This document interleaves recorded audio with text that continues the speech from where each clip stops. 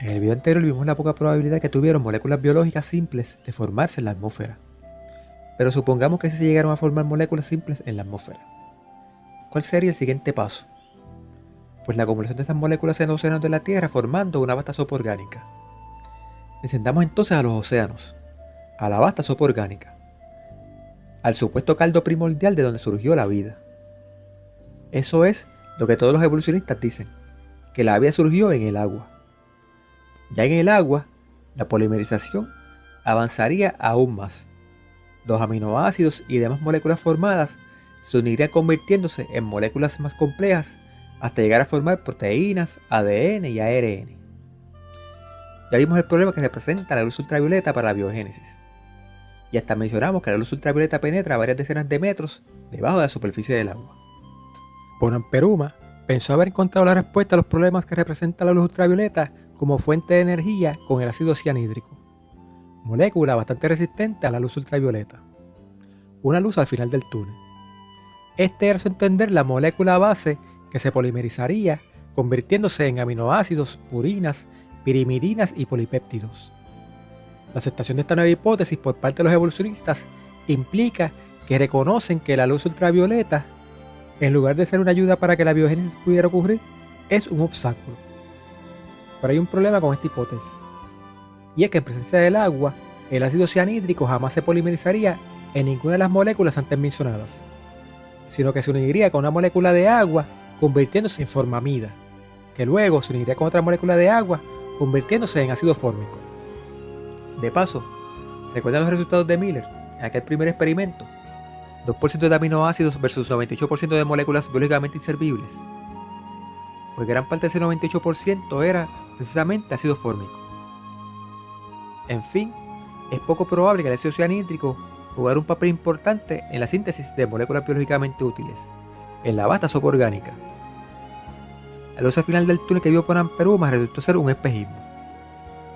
Sin embargo, algunos pensaron haber encontrado en el ácido cianhídrico y su afinidad con el agua la respuesta a otro dilema: los enlaces peptídicos. Cuando dos aminoácidos se unen, lo hacen mediante lo que se conoce como un enlace peptídico. Uno de los aminoácidos libera un átomo de hidrógeno y el otro libera un átomo de hidrógeno y uno de oxígeno, y se unen por ese espacio, mientras que los tres átomos liberados se combinan para formar una molécula de agua, lo que crea un problema, y es que en presencia de agua el polipéptido formado se desunirá y volverá a ser dos aminoácidos individuales. Hace falta que esa molécula de agua que se forma sea eliminada del panorama inmediatamente, para que esos aminoácidos puedan permanecer unidos. Aquí es donde viene el ácido cianhídrico a salvar el día. Dado su afinidad con el agua, si hay ácido cianhídrico o derivados de este presentes mientras los enlaces péptidicos ocurren, el ácido cianhídrico absorberá el agua liberada, permitiendo que los péptidos permanezcan unidos. Yo me imagino a los científicos evolucionistas gritando ¡Eureka!, cuando llegaron a esta conclusión. Eso suena muy brillante, pero en realidad es todo lo contrario. Quizás ya usted lo notó, pero por si acaso no lo ha visto, se lo explicaré. Estamos hablando de la vasta sopa orgánica que se supone se formó en los océanos. Estamos en el agua. El problema con el agua no se produce con la molécula de agua que liberan los aminoácidos al unirse, sino con todo el agua del océano en donde se supone se originó la vida. Pueden poner en el escenario todo el ácido cianhídrico que se les ocurra, eso no resolverá el problema. Mientras los polipéptidos estén en el agua, siempre habrá moléculas de agua. Hello, está en el agua. Los evolucionistas excluyeron el oxígeno en la atmósfera porque la oxidación hace imposible la biogénesis. Pero no pueden eliminar el oxígeno por completo. Así que dicen que había agua. Pero la hidrólisis también hace imposible la biogénesis. Si el asunto de la luz ultravioleta deja en mal estado la posibilidad de que una biogénesis pudiera ocurrir, el asunto del agua la deja aún peor, pues el agua es necesaria para el surgimiento de la vida, pero a la misma vez la vida no puede surgir en su presencia. Estamos hablando de que para que la biogénesis pudiera ocurrir, las proteínas y los ácidos nucleicos deben formarse en el aire. Este hecho, el que la vida no puede surgir en presencia de agua, para mí es más que suficiente para descartar la teoría de la biogénesis. Pero como no hay peor ciego el que no quiere ver, y sé que muchos se negarán a ver lo obvio, continuaremos analizando otros muchos detalles más que los evolucionistas desconocen o simplemente han preferido ignorar. Uno de ellos es que de haber existido la supuesta vasta sopa orgánica que menciona la teoría, debería haber dejado huellas de su existencia. Como dijeran Brooks y Shaw, en la página 359 del libro Origen y Desarrollo de Sistemas Vivos, si alguna vez hubo una sopa primitiva, entonces deberíamos encontrar al menos en algún lugar de este planeta o masivos sedimentos conteniendo enormes cantidades de varios compuestos orgánicos a base de nitrógeno, aminoácidos, purinas, pirimidinas y cosas semejantes, o por lo menos en sedimentos transformados deberíamos encontrar materiales que contengan nitrógeno. El hecho es que ninguno de esos materiales ha sido encontrado en lugar alguno en la Tierra. Bueno, hemos visto que las fuentes de energía que se supone provocaron el abiogénesis en realidad son más efectivas impidiéndolo que provocándolo. Hemos visto que la vida, que se supone se originó en el agua, en realidad no puede surgir en presencia de ella. Así que las fuentes de energía que se supone contribuyeran a que se formaran moléculas biológicas destruyen esas moléculas, y para completar, el agua donde se supone que esas moléculas se concentraran también las destruye. Pero como si fuera poco, hay alguien más que destruye las moléculas biológicas, y son las moléculas biológicas mismas. Nuevamente, ¿recuerdan el experimento de Miller? Y del 2% de moléculas biológicas versus el 98% de moléculas no biológicas, y lo poco probable que ese 2% lograra encontrarse y formar moléculas biológicas más complejas, evadiendo el 98% de moléculas no biológicas que amenazaba con destruir ese 2%.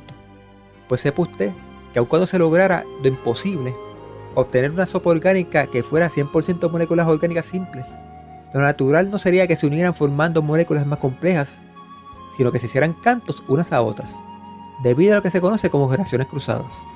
Una sopa orgánica con moléculas elementales para el surgimiento de la vida necesita tener moléculas de grupo NH2, como las purinas y pirimidinas, y moléculas de grupo carbónico, como azúcares reductoras y aldehídos. El problema es que si estas azúcares reductoras y aldehídos estuvieran juntos con las purinas y pirimidinas, las purinas y pirimidinas no se podrían unir para formar polipéptidos. Lo que ocurriría es una reacción cruzada entre las moléculas de grupo amino y las moléculas de grupo carbonilo, las cuales se unirían formando una molécula, por lo general inestable, que luego se desmantela en agua e imina. Así que, si después de salvar milagrosamente todos los obstáculos ya mencionados, estas moléculas logran producirse en la atmósfera primitiva y llegar hasta los océanos, la reacción cruzada entre ellas resultaría en que una inmensa cantidad de esos compuestos orgánicos esenciales fueran removidos de la sopa orgánica. Si por causa de esa reacción cruzada, la cantidad de aminoácidos en la supuesta sopa orgánica fuera mucho menor de lo que pretenden las teorías de abiogénesis, esto imposibilitaría aún más la formación de proteínas. Pero si hablamos del grupo carbonilo, el caso es aún peor.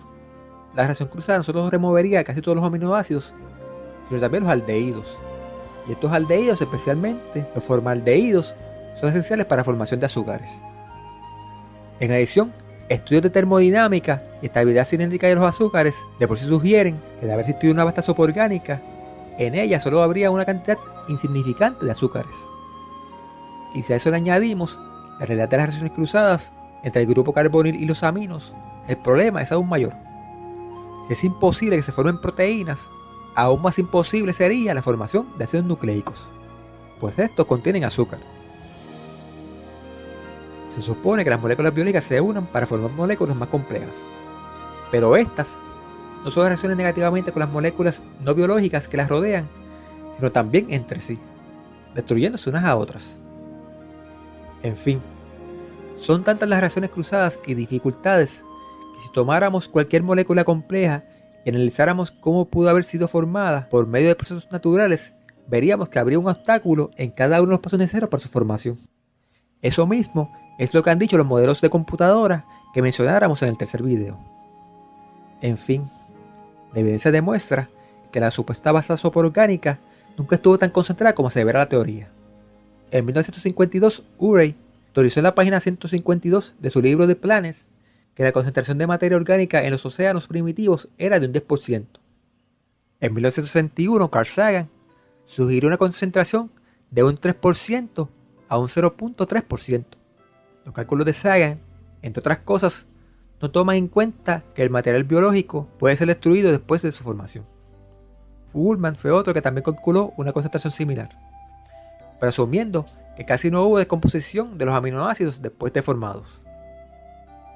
Dawes también calculó la concentración de compuestos orgánicos en los océanos primitivos, y sus resultados aparecen en la página 69 del libro The Origin of Life and Evolutionary Biochemistry, aunque incluía en su cálculo el efecto destructivo de la luz ultravioleta sobre la sopa orgánica, falló en incluir el efecto destructivo de la luz ultravioleta sobre la atmósfera y la destructiva interacción entre los aminoácidos y las moléculas presentes en los océanos.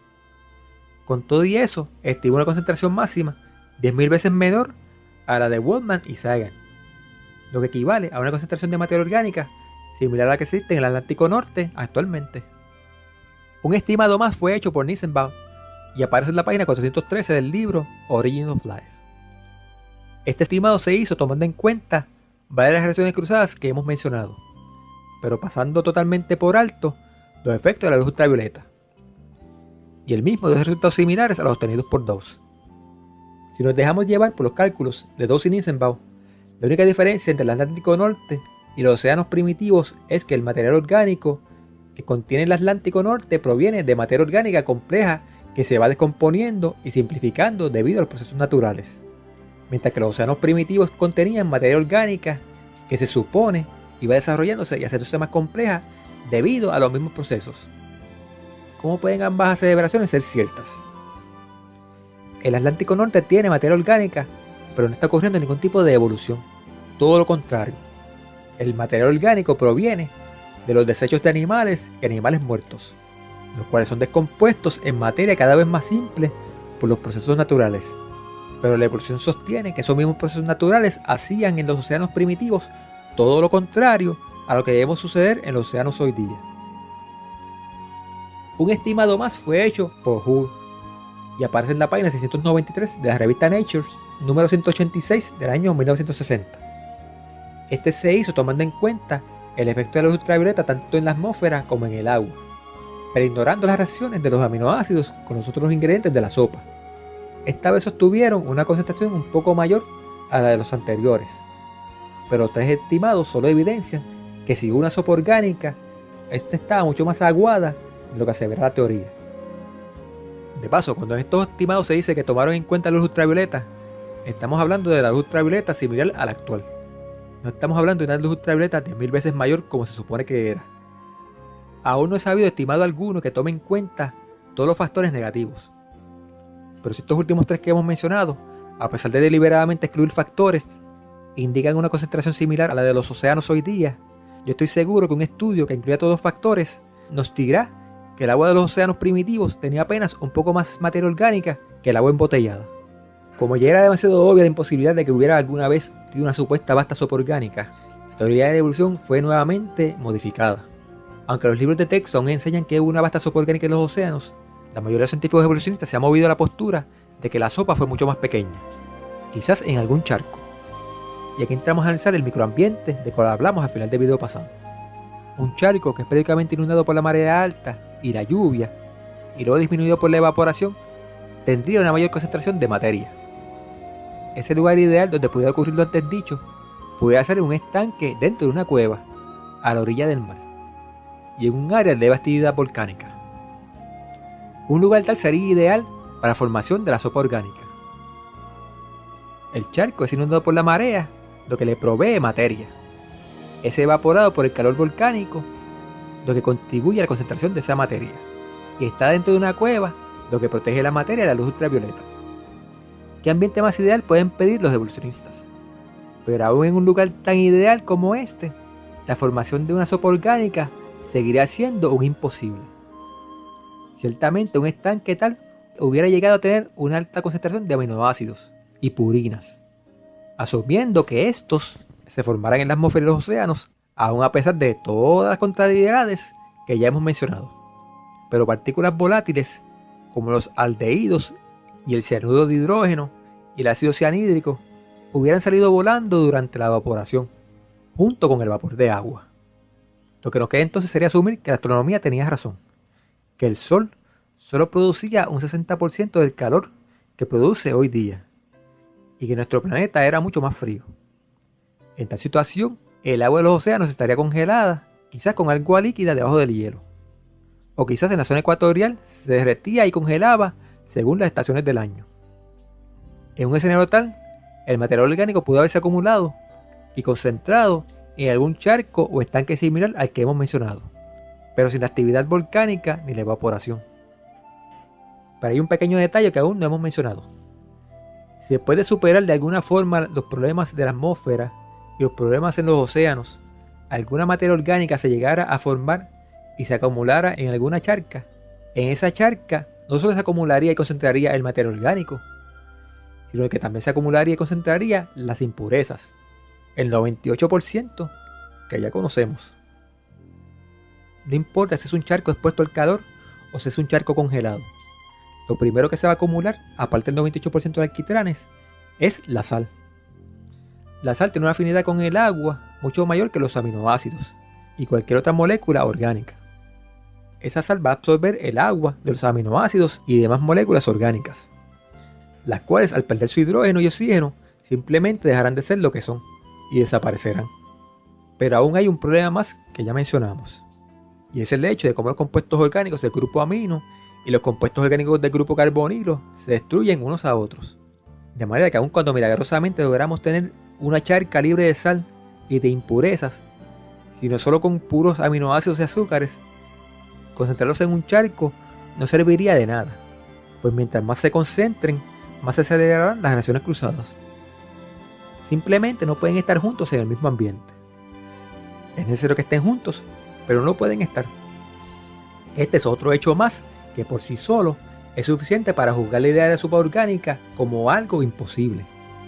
Pero como nada es imposible para Dios, resulta que todos nosotros somos concentraciones de moléculas del grupo amino y del grupo carbonilo en una cuarta parte, y las reacciones cruzadas no acaban con nosotros. Y para colmo, somos las otras 3/3 partes agua. Y eso no detiene en absoluto la formación de enlaces peptídicos dentro de nuestro organismo. No importa cuántas vueltas le den a la teoría, siempre van a terminar en un callejón sin salida. Los evolucionistas lo llaman teoría, y tienen toda esta elucubración semántica de que las teorías son algo más que una hipótesis, como si eso diera licencia para enseñarlas como si fueran leyes probadas. Pero como los autores del libro The Mystery of Life Origins muy bien dicen, todo este invento de una supuesta sopa orgánica no es más que un mito. Antes de continuar, quiero hacer notar algo. Ya hemos visto algunas citas célebres de científicos evolucionistas diciendo que la vida no es sino un estado de la materia. Y toda esta idea de la predestinación biológica que hace ver la vida no como algo difícil de ocurrir, sino como algo inevitable. La vida surgió porque era inevitable. Eso es lo que ellos pretenden que nosotros creamos. Quieren hacer ver la naturaleza como un ente pensante, incluso la han bautizado como la madre naturaleza. No fue Dios con su poder quien creó la vida, no, fue la madre naturaleza, solamente por medio de procesos naturales. Y nos presentan toda esta teoría de procesos y eventos que ocurren uno tras otro, que la mayoría de la gente ha quedado deslumbrada. Pero cuando analizamos todos esos procesos y eventos como lo estamos haciendo aquí, lo que vemos no es una madre naturaleza que tiene todo convenientemente dispuesto para que el surgimiento de la vida sea algo inevitable, sino más bien una naturaleza que no deja de meter el pie a cada paso del proceso evolutivo, haciendo lo imposible. Si existe tal cosa como una madre naturaleza, ella es la primera que conspira en contra del surgimiento de la vida. Ya hemos visto cuán difícil sería la formación de moléculas orgánicas simples, por medios naturales. Pero asumamos que todos los obstáculos fueron salvados de alguna manera natural, aunque hasta hoy desconocido. El próximo paso sería que esas moléculas se unieran para formar moléculas más complejas, como proteínas y ácidos nucleicos. ¿Podrá ser esto posible? ¿Podrán aminoácidos por sí mismos unirse y formar proteínas? Eso lo veremos en el próximo video. Por ahora concluiremos con dos citas.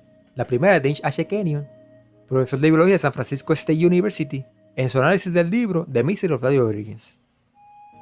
Dice: si las críticas del autor son válidas, uno se preguntaría por qué no son reconocidas por trabajadores de dicho campo. Y sospecho que parte de la respuesta estriba en que muchos científicos dudarían en aceptar las conclusiones del autor de que es fundamentalmente improbable que materia y energía sin ayuda alguna se organizara a sí misma en sistemas vivos. Quizás esos científicos temen que la aceptación de esa conclusión abriría la puerta a la posibilidad o necesidad de un origen sobrenatural de la vida. Viéndose esta tal posibilidad, muchos investigadores preferirían continuar en su búsqueda de una explicación naturalista del origen de la vida. El evolucionismo no se basa en ciencia, ni busca descubrir la verdad. El evolucionismo ya ha asumido cuál es la verdad, y lo que busca es sostener saberla preconcebida, así sea ignorando la misma evidencia científica. Y citamos nuevamente a Kerkhoff. Podemos sentir que esta es la respuesta al problema, pero es una respuesta satisfactoria. Una aceptación ciega de un enfoque tal puede ser, de hecho, el cierre de nuestros ojos a factores todavía no descubiertos, los que pueden permanecer no descubiertos por muchos años si creemos que la respuesta ya ha sido encontrada. El problema no es que los evolucionistas no crean en Dios. Ellos, al igual que todos, tienen libre albedrío y pueden creer lo que les venga en gana. Mi problema está con su pretensión de enseñar la evolución como un hecho probado e irrefutable. Su evolucionismo está en filosofía como cualquier otra religión. Y para terminar, cito nuevamente al doctor Antonio Cruz. Quien no cree en la existencia de Dios, cree en el naturalismo. Es decir, que la naturaleza se ha hecho a sí misma. Esta idea es una creencia. Por lo que en realidad el debate entre Darwin y Dios no es un debate entre ciencia y fe, sino entre dos religiones, una sin Dios y la otra con Dios. Hasta que llegaremos en este video. En los siguientes videos iremos un paso más adelante en el proceso evolutivo, en la formación de proteínas y la formación de ácidos nucleicos. Hasta el próximo video y que Dios les bendiga.